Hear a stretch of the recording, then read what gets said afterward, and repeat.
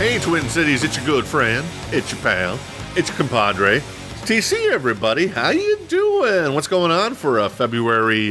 No, it ain't February anymore. For a March 2nd of 2012. And, of course, the Hey Twin Cities show here. You can find us every Monday and Thursday, though I might be moving that to every Tuesday and Friday, as no doubt I've had a little bit of a delay this week in trying to get to the show, but gotta show up and do the job, baby. I gotta do my job, and so we'll figure it out. But anyways, so there's three parts to the Hey Twin Cities show. There's my journey, which kind of goes into why I'm angry, bitter, scared, happy, sad, goofy, maybe. And among other things. And I got to stop saying so much, but that's the whole point of my journey, is that doing the show, you know, you don't get any better at anything else unless you start doing it, right? Yeah, there you go. So there's my journey, which we'll talk about a couple of little righteous indignation. I can't even say it today. A little righteous indignation. Oh my God. You know what I mean. A little righteous oh my God, that's a horrible word to say. A little righteous indignation. Boom. Winning, like Charlie Sheen. So we'll talk about a poopery of topics there, including I met my a-hole of the year. Congratulations to this guy. Also a little Twin Cities talk, of course, because I'm a Twin Cities boy, born and raised, baby. And then a little first customer. I don't know if this will ever take off. It may never take off, but hey, I want to be your first customer. If you're on unemployment, if you're on welfare, if you've got a crappy job in, Maple Grove or St. Cloud or wherever, or you're on disability or even Social Security, you want to start your own company? Hey, you need your first customer. I want to be your first customer. Boom, bada bing, bada bang. Saka. No, in this case, I'm serious. I'd love to be your first customer. Love to talk about your new company on the show, and also feature it on the Hey Twin Cities website, which of course is heytc.com. Hey as in hey, and then TC as in TC. Of course, we're from the Midwest, so hey might be spelled H-A-Y, but in this case it's spelled H-E-Y-T-C,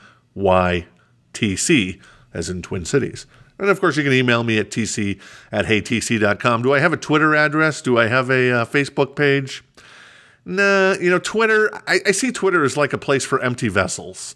There is just so many empty vessels on Twitter. I mean, of course there's a lot of good people, but holy moly, there's a lot of empty vessels on Twitter, and I really see no use for Twitter at this point. I mean, maybe from a marketing standpoint, yeah, be great, but, whatever. It's just not me. Facebook, maybe one day. I'm going to stick to the website, baby. You know how to punch in a URL, right? And then eventually, hopefully, we'll be launching the podcast for this show.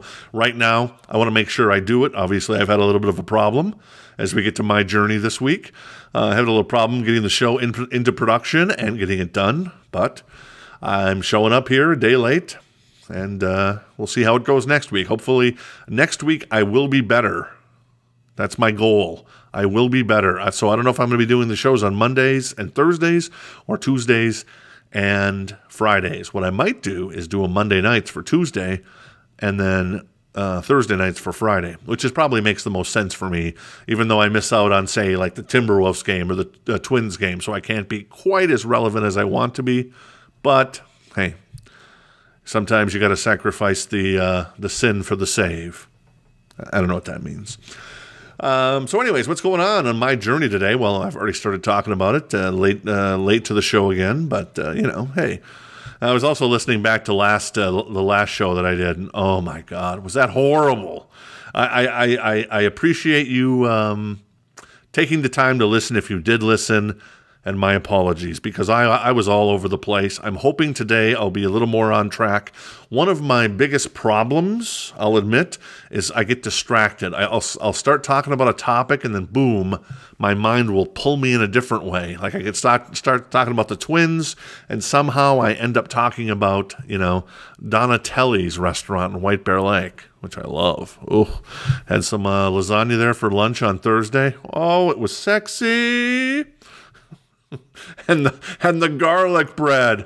It was like the greatest piece of garlic bread I had ever had. I wanted to say to Jennifer, I'd like to take this garlic bread into the back and make sweet love to it. It was so good. So, and so that's good. That means it's good. That means I'm not as crazy as you think I am. It was that good. So, okay, maybe make out with it. Maybe not. The visual on making love to garlic bread is a little American Pie, the movie. So, I'd like to make out with it. Let's just put it that way. So, woo-wee. So anyways, they say you got to do about 10,000 hours if you want to be great at something. I figure I'm about 3.5 hours in now.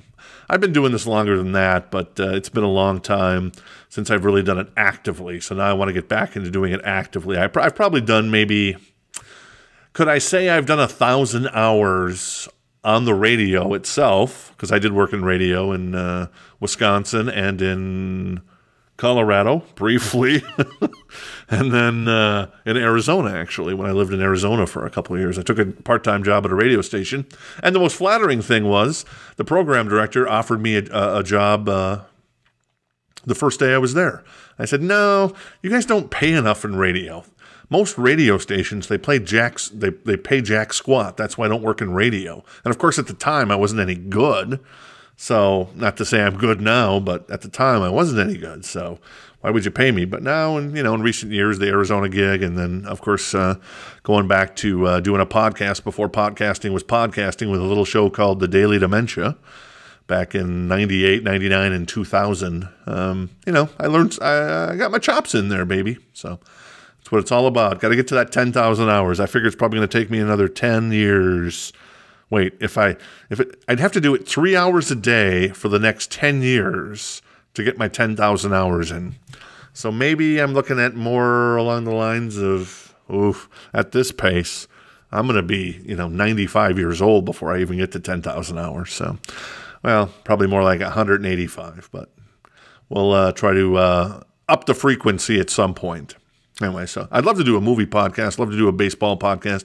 I'd love to do a technology podcast, but right now I'm just rolling it into just one podcast, and right now it's Hey Twin Cities, and I think that's maybe the way to go.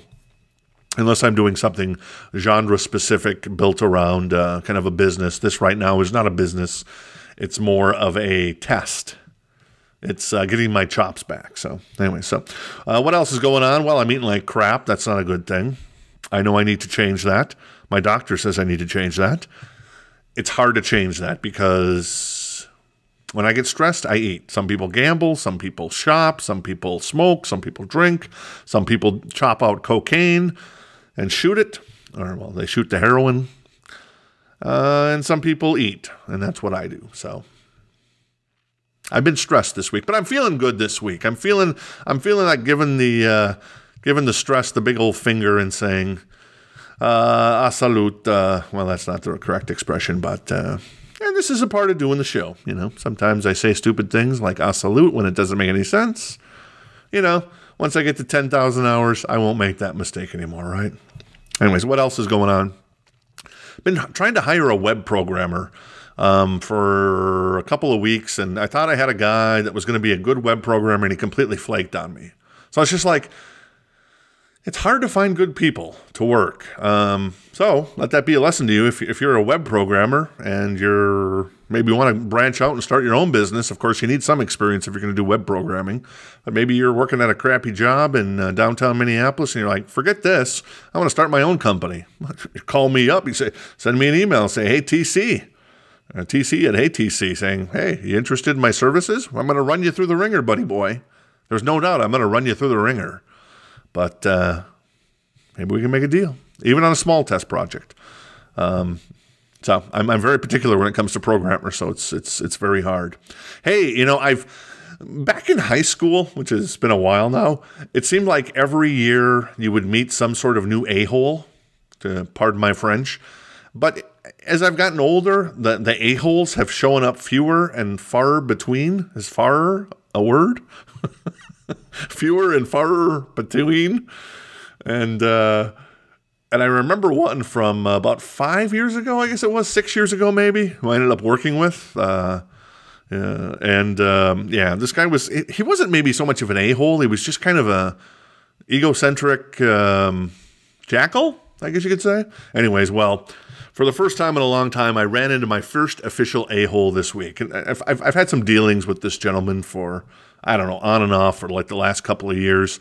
Well, it turns out he's got a revisionist history when it comes to things and how he remembers things. And he's also a drama queen. So I think I found my a-hole of the year, hopefully the a-hole of the decade. Since the a-hole factor, obviously, once you leave high school and you get older, it tends to diminish. But yeah, and then I've called some people and asked those people about this guy in case they ever knew this guy or worked with him, and it turns out, yeah, this guy. I'm apparently on his enemies list now, and this guy's got an enemies list as long as his stool, probably. Does that make any sense? No, probably not. But anyways, so it was fun to hear that. So anyways, whatever. I didn't even dignify his childish rant with a response, but it's fun, man. It's fun. Anyways, it's pretty funny now. Anyway, so anyways, and maybe one day I'll run into him. I've never met the guy in person. Maybe one day I'll run into him, and that'd be fun too, just to say hello, shake his hand, give him a look. Anyways, that'd be fun. Maybe we'll end up at a conference together. So anyways, what else is going on? A little Twin Cities talk, baby. Let's get to it. St. Croix River Bridge. I need to thank some politicians. And I know it's probably not the politicians, but they're the ones who obviously are mugging for the camera all the time. But the St. Croix River Bridge has finally been passed by Congress. Yes, the U.S. Congress needed to intervene here because those rat bastards in the Sierra Club who basically have proven to be not worth anything, at least in my humble opinion, when it comes to the environment. Oh, TC, are you telling me you want dirty air and to drink oil out of your tap? Yes, that's exactly what I'm saying. I cream for the chance to be able to breathe dirty air and also drink oil straight from my tap. That's what I want, you drama queen. Anyway, so and also when it comes to global warming, I'm hoping one day I can water ski down Santa Monica Boulevard as well as through Central Park. Yeah, ka-ching, baby, ka-ching. Yeah, I think Mother Earth is a little more resilient than we give it credit for, and I think we could launch all the nuclear missiles and we all may be dead, but Mother Earth would say, huh, what a bunch of dummies.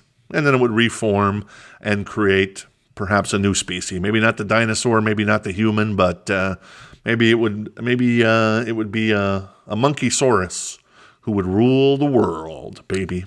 Anyway, so the St. Croix River Bridge is passed. Barack Obama, President Obama, has to give his signature, and hopefully there's no problems there. And then we can start building what some say is a $690 million bridge. I think it'll probably take like 4 years, they say. Of course, I looked to the Hudson Bridge that they built and the 35W Bridge after it collapsed, and I think to myself, the difference between building a bridge in 4 years and building a bridge, say, in a year and a half or a year, is that, well, one company, the one is where the 4-year bridge is built by government-run bureaucrats who employ only union members and have so much regulation and legislative oversight, it takes that long. And then, of course, there's the other one where, hey, the Hudson Bridge is going to come down. We need to replace that. Okay, done. Okay, hey, we need to replace the 35W Bridge because of this horrible tragedy. Okay, done. And it takes a year, and they hire private companies. There you go. So anyways, thanks to Michelle Bachmann, who was kind of ran point on this, also to Governor Mark Dayton. Very nice. I like what the governor did there. I appreciate that. And then who else was there? Oh, Al Franken and also Amy Klobuchar, who I hear is a really nice person. Not a big fan of Amy Klobuchar. Then again, I'm not a fan of any politician when it comes to it. But apparently she's a really nice person. I know she's up for re-election this year, I believe, isn't she? And then Franken in 2014. It's every 6 years for the senators. Anyway, so it was good to see everybody in the Minnesota, I guess part of it except for Keith Ellison, shocking, and Betty McCollum, who will be now my new congresswoman as Michelle Bachmann's district got shifted, or whatever it is. And she's no longer on the east side of the Twin Cities here in Stillwater, Lake Elmo area, Woodbury. It's now Betty McCollum, and Betty McCollum was opposed to the bridge. So there you go. Of course, we could have built this bridge 20 years ago, and it would have been $80 million or $20 million, whatever it was. I think it was $80 million at the time. But, hey, at least the good news for Keith Ellison and Becky McCollum is that, hey, union labor, baby, public sector unions. You're going to make a mint off of this. Your re-election campaign off that $690 million, that's going to be fully funded from the public sector unions, Keith and Betty. So you should be happy about that, right? Just a transfer of money, baby. You got to love it.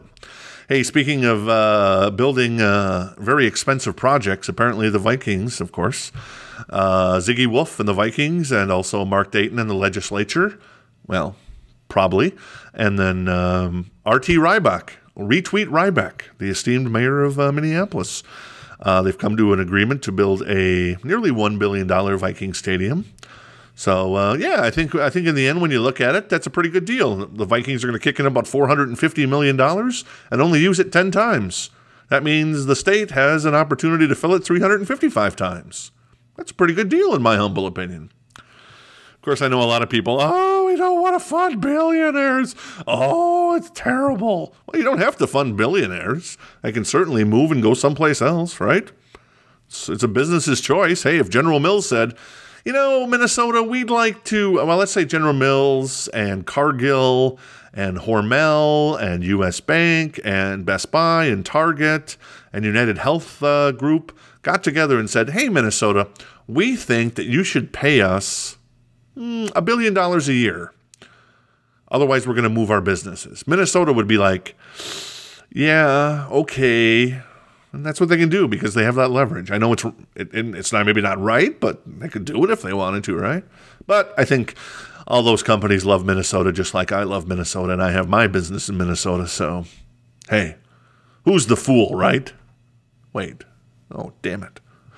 Anyways, the only problem I have with this Viking stadium is that, there's two requirements that I wish were involved. I wish there was an open air.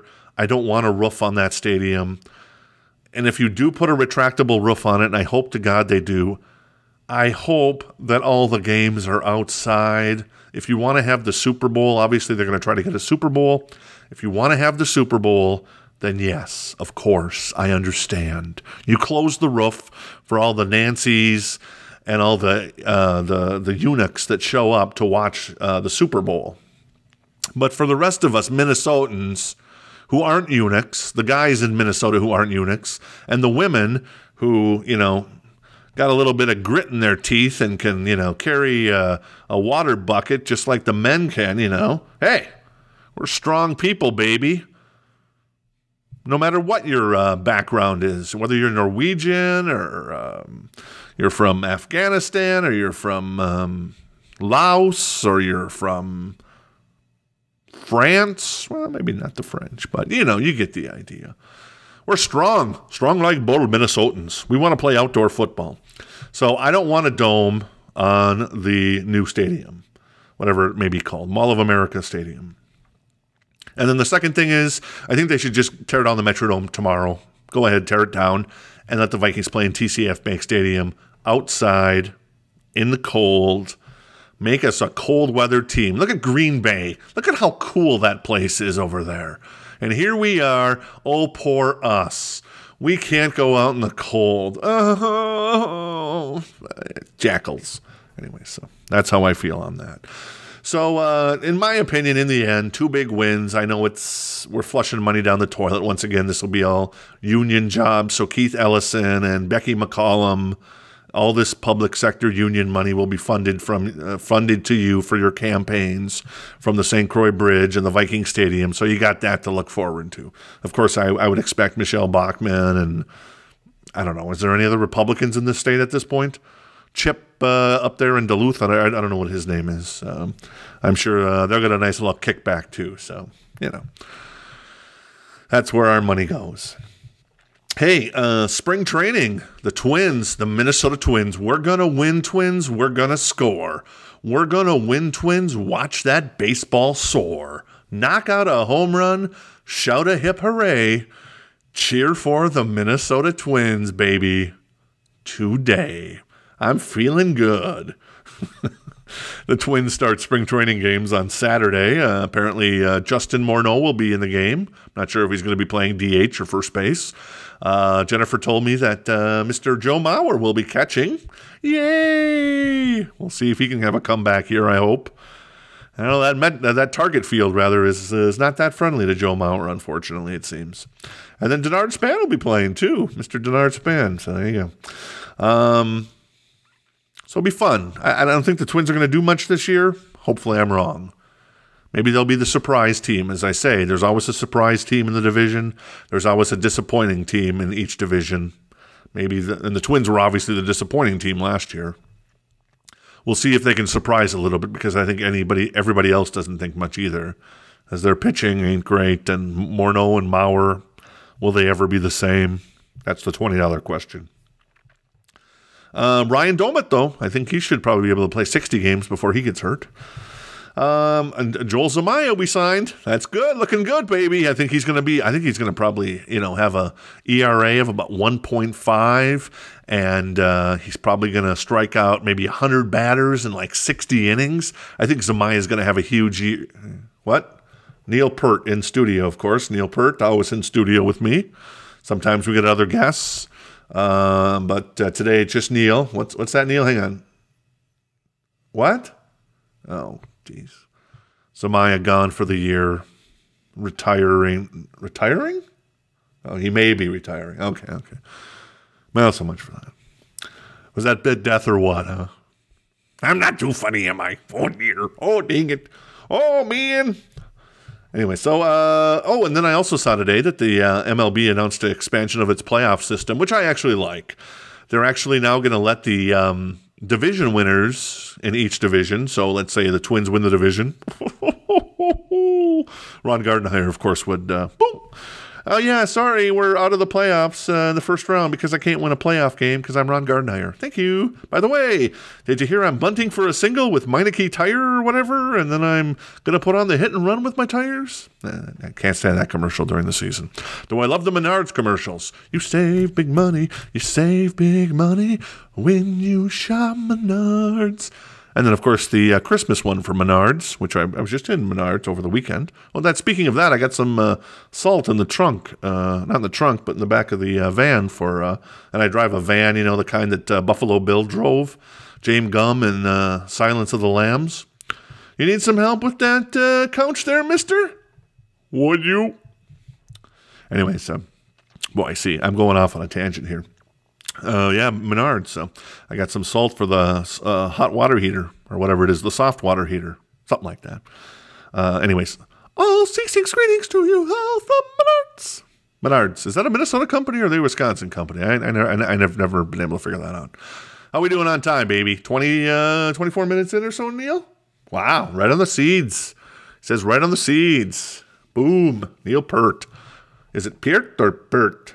Peart. Of course, if you don't know Neil, he's the drummer in Rush, and big fan of mine. Apparently, me and Ayn Rand for some reason. I don't know what I have in common with Ayn Rand, but hey, maybe no. Nah, that's funny. Neil says we're about as attractive. We're very attractive, and I think he was making a joke there. I've never really seen Ayn Rand, but. From what I hear, is she's not a very attractive-looking woman. Though she is strapping, so she could be a Minnesotan, right? A Minnesotan. Yeah, the Minnesotans are tough. Anyways, getting back to the MLB playoff expansion thing, I like that now the division winners winning the division will mean something. Then there'll be 2 wild card teams. Except they're not going to be, this ridiculous 7-game or 5-game playoff series. It's just 1 game, winner take all. So if you win the division, it means a lot. And if you win the wild card, now you got to go face the other team, whatever. I think it's a way to get more NL East teams in there pretty much, the way it seems to me. That's the way it usually works in MLB baseball. There's Boston, New York, Philadelphia. Then there's the rest of the major leagues. But what are we going to do, huh? We won in 91. We won in 87. That's probably it until we get Tom Kelly back managing or something. But now we've got such a terrible team. I don't know. What are we going to do? So I'm looking forward to the expansion of the playoffs. I think that'll be fun. So I guess they're going to start that this year. I read on a ticker somewhere today. A ticker. What else is going on? Well, I should probably, I don't know. No, I'm not going to cover that topic today. I'm going to skip that topic to, well, just really quickly, I see that it's actually Spirit Airlines that's coming to the Twin Cities, so big whoop. I don't know much about them. I am a Sun Country boy. I love my Sun Country. I always try to fly Sun Country if I can. In fact, I pretty much build my itinerary when it comes to flying around Sun Country. Hey, does Sun Country go to Denver? No, they don't. Well, then I'll just drive to Denver. Hey, does Sun Country go to Chicago? No, they don't. Well, then I'll just drive to Chicago. Hey, does Sun Country go to Nashville? No, they don't. Maybe I won't go to Nashville. I'd like to go to Nashville, though. Hey, Sun Country, though, they go to New York, they go to the East Coast, they go to Florida, they go to Phoenix, they go to Los Angeles, they go to Seattle, they go to some of the cities in Mexico, stuff like that. Pretty much set. I think they even fly to Alaska, too, if I want to go on an Alaskan cruise, and that would be sexy. That would be very, very, very sexy. Anyways, the one story I've had on my docket here for a long time, it seems that at Twin Cities International, along with all the other airports around the United States, our government, our wonderful government, Congress, the president, all of them, have granted a yes to finally upgrade from a radio system when it comes to takeoffs and landings to a GPS-based system. Apparently, and who knows why this is, I'm sure it's some sort of lobbyists on each side, and who knows? It's just such a corrupt system there in Washington, unfortunately, at this point. It's terrible. But they could use airlines could use GPS in the air, but they couldn't use it while landing, which is, of course, stupid, but that is government, right? They get in the way of everything. So now it's finally been upgraded where apparently starting within the next year or so, they say takeoffs will be a lot faster now if you're traveling because the airports and the planes will be able to use GPS while taking off and landing. I know that sounds ridiculously stupid, but yes, because the FAA oversees the travel industry and all the airports in America, this is what happens. So it's good to hear that we're upgrading from 1930s technology to 1990s technology. Who knows how long it'll take to get to the next level of technology, but at least it's something, right? So there you go. Congratulations to to us. All right, that's it for Twin Cities Talk. First customer, what's going on today? Well, I've burned through $45. That's the bad news. I've only got $80 now for you. If I can be your first customer, whether you want to cut my hair, I was looking for somebody good to cut my hair. Maybe you want to open your own hair cutting business. Hey, I'll be your first customer. But that's the whole point of this. I don't know if it's a noble pursuit. I don't know if it'll ever work. I don't know if anybody will ever contact me. I might do 10,000 hours worth of HTC, and no one will ever contact me and say, I want to be your first customer, TC. Wait, reverse that. Strike it. Strike the pose. There's nothing to it. Vogue. Madonna, second show added at the Excel Center, November 5th, 2012, with special guests, Collective Soul. At the Met Center with Jam and Company 7 present. Anyways, I'm going off on a tangent. So, first customer, got $80 right now in my pocket that I've designated for first customer. If you're in the Twin Cities area, or if you got a mail order business, obviously I can't travel to get my hair cut in, Dubuque, Iowa, or in Albuquerque, New Mexico. But I'd love to go to Albuquerque. I've been to Albuquerque. It's a really nice town. In fact, I'm going to say it. I'm going to go on record. I like Albuquerque more than I like Santa Fe. Oh, my God. Whoa. What the hell? Neil Peart whipping the drumstick at me. Why do you love Santa Fe so much? Oh, yeah. But they've got green chili down in Albuquerque. They grow green chili. Green chili grows on trees down there, or however it grows. But anyways, Neil says he's a Santa Fe guy. He's not an Albuquerque guy. Well, I'm an Albuquerque guy, Neil, so bite it, buddy boy, bite it. So anyways, if you're running a business, considering starting a business, and you want me to be your first customer, send me an email, and then I hope to be your second, third, fourth, fifth, and Sixth customer, tell everybody about your business on the show. Get you off welfare, get you off disability, get you off Social Security, get you off unemployment, get you off sucking from the government tit, and boom, you're going to be a winner, man. You're going to rock it. Even if a fool like me can make a living on my own, you can do it. I know you can. I have confidence in you, and I'll help you. I want to help you. Let me help you, I beg you. So anyways. All right, let's wrap it up. Big show in the book. I'm feeling fine with just me and my wine today. February, no, it's not February anymore. March 2nd to 2012. Hope you guys have a great weekend, and I will see you in the emergency room.